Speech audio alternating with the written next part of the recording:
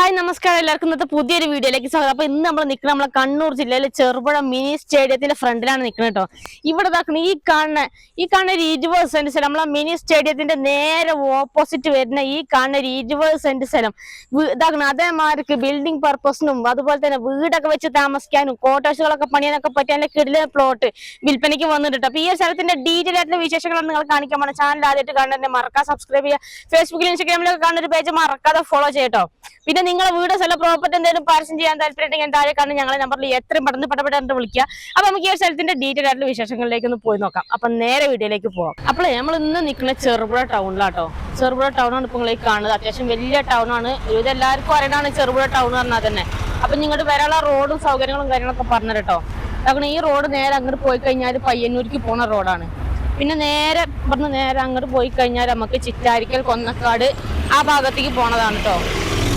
കടകളൊക്കെ ഉണ്ട്, ഇഷ്ടം പോലെ കടകളും വലിയ വലിയ ബിൽഡിങ്ങും സൂപ്പർ മാർക്കറ്റും എല്ലാ സംഭവങ്ങളും ഉണ്ട് ചെറുപുഴ ടൗൺ പറഞ്ഞാൽ കേട്ടോ. അത്യാവശ്യം വലിയ ടൗണാണ് ചെറുപുഴ ടൗൺ എന്നൊക്കെ പറഞ്ഞാൽ. അപ്പം നമുക്ക് പോകേണ്ടത് ഇന്ന് ഈ ഭാഗത്തേക്കാണ് പോകേണ്ടത്, ഈ റോഡിനാണ് പോകേണ്ടത്.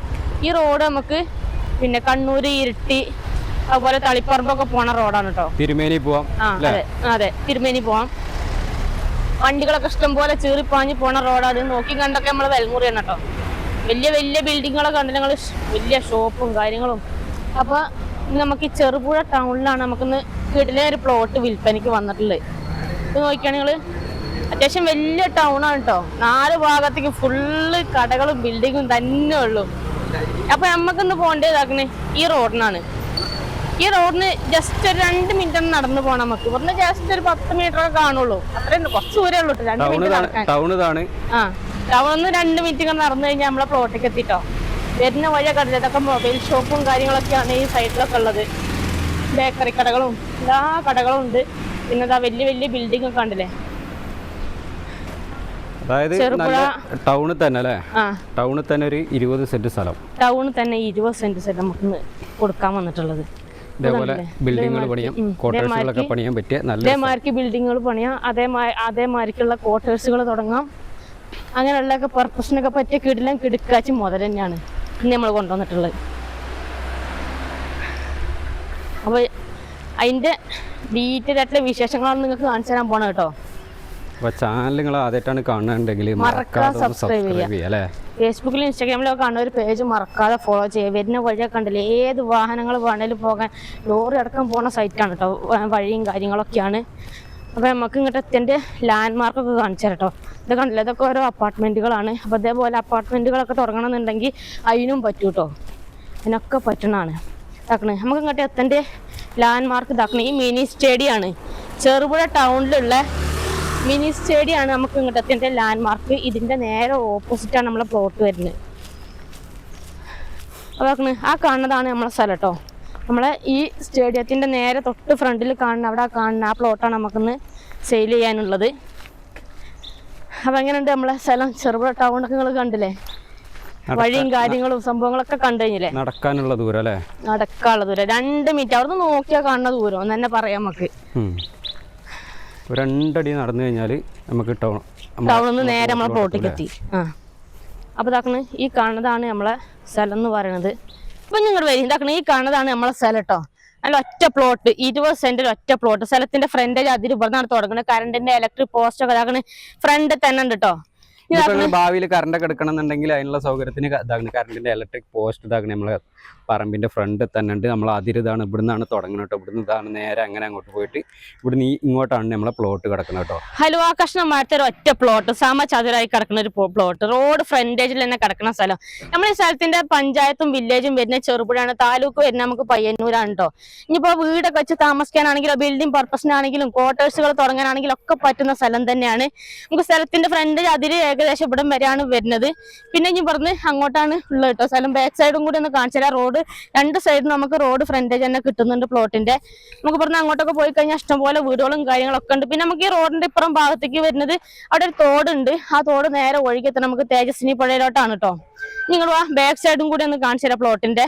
ഇപ്പൊ ഇവിടെ ഫുള്ള് സൈഡെല്ലാം കെട്ടിയിട്ടുണ്ട്. ഇനി വേണമെങ്കിൽ മണ്ണൊക്കെ ഒന്ന് നീക്കം വലിച്ച് നമുക്ക് റോഡ് ലെവലാക്കാനും പറ്റുന്ന സ്ഥലം കൂടിയാണ് കേട്ടോ. പ്ലോട്ടിന്റെ ബാക്ക് സൈഡിൽ നിന്നുള്ള ഒരു ഏകദേശം ഒരു വ്യൂ എന്ന് പറഞ്ഞാൽ നിങ്ങൾക്ക് നല്ലൊരു ബിൽഡിങ്ങോ അതല്ലെങ്കിൽ പിന്നെ ഒരു അപ്പാർട്ട്മെന്റുകളോ അതേപോലെ ക്വാർട്ടേഴ്സുകളൊക്കെ പണിയാനൊക്കെ പറ്റിയ നല്ലൊരു കിടുക്കാച്ചി പ്ലോട്ട് തന്നെയാണ് അല്ലേ? അതെ, നല്ല ഒരൊറ്റ പ്ലോട്ട്. ഇനിയിപ്പോ ഒരു വീട്ടിൽ തന്നെ ചേട്ടനിയന്മാരാർക്ക് ആയിട്ടുള്ള രണ്ടാൾക്കാർക്കൊക്കെ വീട് വെക്കണം എന്നുണ്ടെങ്കിൽ അങ്ങനെ രണ്ടാൾ കൂടിയൊക്കെ ഷെയർ ചെയ്തിട്ട് അങ്ങനെ എടുക്കാനും പറ്റുന്നതാണ് കേട്ടോ. അപ്പൊ അതാണ് ഫ്രണ്ട് നമുക്ക് അതിര്, ഈ ഒരു ഭാഗത്ത് അതിര് ബാക്ക് സൈഡിൽ നമുക്ക് ഇവിടെ വരെയാണ് വരുന്നത്.